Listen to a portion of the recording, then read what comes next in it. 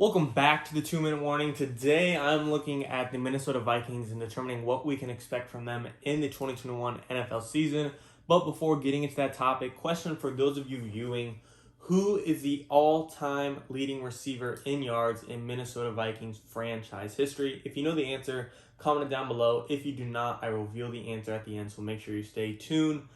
But getting to the Minnesota Vikings, pretty disappointing season last year. They didn't make the playoffs. They were below 500. Really, just nothing really special to talk about. They do end up with the 14th pick in the NFL draft to help them, maybe build something in this offseason. But there's, to me, no real problem with the Minnesota Vikings outside of injuries. I think on a healthy roster, this team can do some damage. You have great foundation overall. Kirk Cousins, I think a lot of people aren't the biggest fans of Kirk Cousins. I have him as a top half quarterback in the league, top 16. So I do think he's definitely above average. Receiving core, it's pretty great there. Justin Jefferson, you lucked out with probably the best rookie receiver in his draft class. Probably him or CeeDee Lamb, arguable. But I would definitely go with Jefferson. You got Adam Thielen, who has great hands. And even Irv Smith, your young and new emerging tight ends, doing pretty well also. Dalvin Cook, top 3 running back in the league, and even your backup running back, Alexander Madison's pretty solid. Obviously, he's not earning the starting position, but I wouldn't be surprised if he was starter on a team that didn't have Dalvin Cook. So you have a good foundation on offense. Offensive line is a complete another issue I will address in a little bit. Looking at the defense, very strong linebacker core with Eric Hendricks, Eric Wilson, Anthony Barr, Harrison Smith, and Anthony Harris. Harrison Smith and Anthony Harris are in the secondary, 2 great safeties. I think they will be free agents, so they might want to work on re-signing them. I know at least Anthony Harris will be. Linebacker core, like I said, is great, but a lot of what this team has, a lot of the foundation that this team has was injured this past year, didn't play, got banged up a lot, and that really was a big factor of why they couldn't win games. Overall, both of their lines aren't the greatest. Their offensive line is definitely butchered, and their defensive line is not great as well by any means. You do have Daniel Hunter and Shamar Stephen. But overall, that is where you need to address what you will fix in 2021. However, I do think this Vikings team has enough foundation, have enough talent, and only has a minimal amount of holes and gaps on their team that can be fixed in one good offseason that can really take them to the playoffs. Unfortunate for them, they do have arguably probably one of the toughest schedules in the NFL, in my opinion. Of course, 6 of your 2021 NFL games will come within your division, playing the Packers twice, the Lions twice, and Bears twice, but the 2 whole divisions you play are the NFC West and the AFC North. Those are the 2 toughest divisions in football, in my opinion. NFC West having the Seahawks, Cardinals, Niners, and Rams, 4 arguable playoff teams. And then in the AFC North, you got the Steelers, Ravens, and Browns, who are 3 playoff teams. And then the Bengals, who are merging with Joe Burrow as well. So the Vikings aren't going to get a lot of breaks this year. They're going to have to earn their playoff slot. But I definitely think it is possible, especially with the NFL adding on that 7th seed. To me, the playoffs next year for the NFL or the NFC in the NFL is probably going to go your 4 division winners, in my opinion, off the top of my head, will be probably the Tampa Bay Buccaneers out of the NFC South, Washington football team out of the NFC East, or Cowboys. Either way, only one team's making it out of there. So Buccaneers, Washington football team.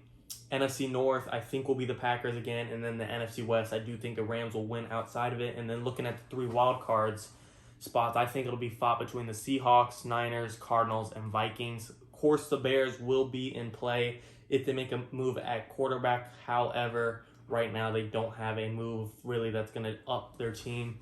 If Russell Wilson goes to the Bears, this entire layout changes. However, you have to assume, if Russell Wilson goes to the Bears, you have to add Bears to that playoff mix, but you also have to more than likely take away the Seahawks from that playoff mix as well. So it'll kind of cancel each other out and won't change it that much, in my opinion. So I think the Vikings, more likely than not, will be fighting for a wild card spot rather than winning the division. Kirk Cousins, we know, doesn't do the greatest in big games, and having to play Aaron Rodgers twice a year, there's no way you're going to win that division by losing to him both times. You're probably going to have to sweep him or at least split it, which they did last year. But the reason they split it last year was Dalvin Cook running for over 200 yards. I think he has the talent within him to do it again, but I'm not going to count on that. I want to see Kirk Cousins win a game from Aaron Rodgers. And if they can split the series with the Packers, they have a chance at winning the division. But overall, just the tough schedule they have in how tight the NFC is, you're going to need to win 10 games at minimum to make the NFL playoffs. You're not going to sneak in at 9-7, in my opinion.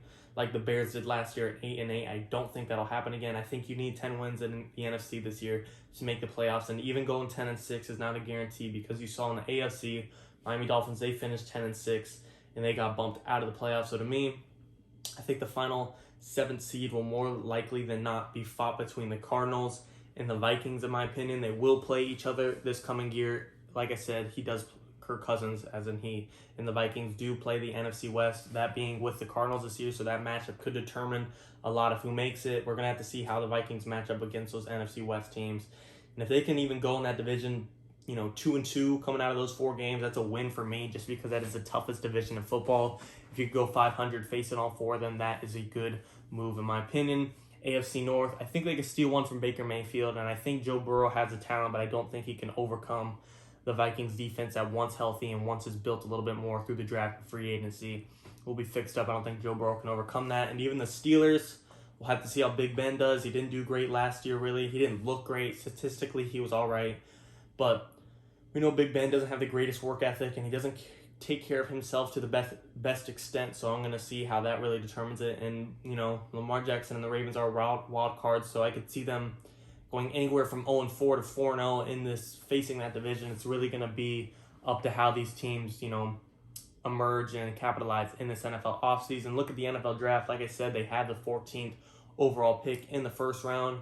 Mike Zimmer is a very defensive-minded head coach. I'm not in love with him as the Vikings head coach, but he is viable. He does make things work at times. But looking at 14th overall, I think they're going to probably go defense. Either Kwity Paye from Michigan or Jalen Phillips from Miami to help out the defensive line would be a good move. But if somehow, someway, Patrick Surtain or Caleb Farley fall in your lap at 14th, I say go cornerback.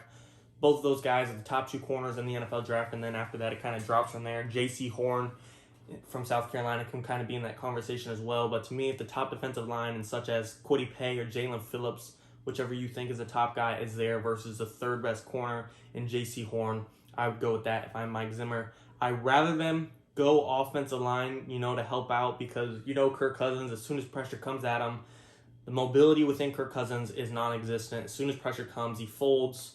And I can't blame him. He's not a mobile quarterback. He's a pocket passer, so that's just what he is. That's not going to change. So you might as well get him protection. I'd love to see them. If Rashawn Slater was available at 14, 100% go for it. But there's no way Rashawn Slater is available up to 14 because even if he was available at 13, the Los Angeles Chargers would jump on that immediately. So you're looking at possibly Elijah Vera Tucker, a great interior lineman, maybe Christian Darrisaw from Virginia Tech. Those are the 2 most attainable offensive linemen, in my opinion, for the Vikings. That's what I would aim at. Offensive line. Defense, it can hold its own for now when you get all those guys healthy again. Yeah, you can work on it for the rest of the draft. You can work on the defense in the rest of the draft. I would focus first round on your offense. And if somehow, Devontae Smith or Jamar Chase or Kyle Pitts falls all the way to 14, which I don't think they will, that completely changes it because those are the top 3 offensive weapons in the NFL draft, in my opinion. So if one of those 3 fall, go for that. That would be my miracle pick for the Vikings. If one of those fell, go for it, but I don't think it will. My second best pick would probably be offensive line and Christian Darrisaw, Elijah Vera Tucker, Rashawn Slater, whoever the top guy is. And then next would be defensive line in Kwity Paye or Jalen Phillips. And then I would probably go cornerback unless Patrick Surtain and Caleb Farley are available. I would scoot that list up. So overall, what to expect from them, I do seriously think this can be a playoff team. What will determine is, will the Bears get Russell Wilson? Because if they do, like I said, it kind of cancels out with the Seahawks last spot, but now the Minnesota Vikings are having to face Russell Wilson twice a year and Aaron Rodgers twice a year, and I don't think Kirk Cousins could go toe-to-toe with both of those quarterbacks. He might be able to steal a game from both of them and maybe go 2-2, but even that is asking for a lot. I like Kirk Cousins, like I said, but I'm not going to compare him to Russell Wilson and Aaron Rodgers, who are top 7 quarterbacks in the NFL. So that will change a lot if Russell Wilson's going to the Bears. But as of right now, looking at the current roster, I do think they have the talent to make a playoff run, win about 10 games, split it in the NFC West, hopefully go 2-2 or 3-1 in the AFC North, go 4-2 in your own division, hopefully beating everyone but the Green Bay Packers. We'll have to see how you match up against the Bears. I'm not worried about Jared Goff and the Lions. Then, of course, you'll play the Cowboys and Panthers as 2 random teams. Cowboys, wild card themselves, just like the Cardinals are. They're going to be hit or miss. I think the Vikings can handle them just because all their money they're investing in the wrong players on the Cowboys and the Panthers. Unless they make a Deshaun Watson move, I think the Vikings can handle them. So what to expect from them? I seriously think they will push for a playoff spot at 10-6, 6th or 7th seed in the wild card round, and they might even have a shot at the division. The division isn't the hardest, but you do have one of the best quarterbacks in the NFL in there, so that will be tough and a lot to ask for. But a lot of this will determine how they execute the offseason and how the quarterback carousel continues to run. If Deshaun Watson goes to the Niners or the Panthers or somewhere in the NFC and the Vikings have to play them, and if Russell Wilson goes to the Bears and the Vikings have to play them twice, that will change up things a lot. But as of right now, I think they have the talent, and I think they could fix up this offensive lineman and defensive line in one offseason with your draft capital and your little bit of cap space. I believe they have right around $10 million. You might want to use that to re-sign Anthony Harris, but I think Mike Zimmer and the Vikings will get it together. I think Kirk Cousins is good enough to take them to playoffs. Not a serious Super Bowl threat, but one offseason could change it all. We'll just have to see what they do. But let me know what you guys think in the comments. Do you think they can make a playoff run?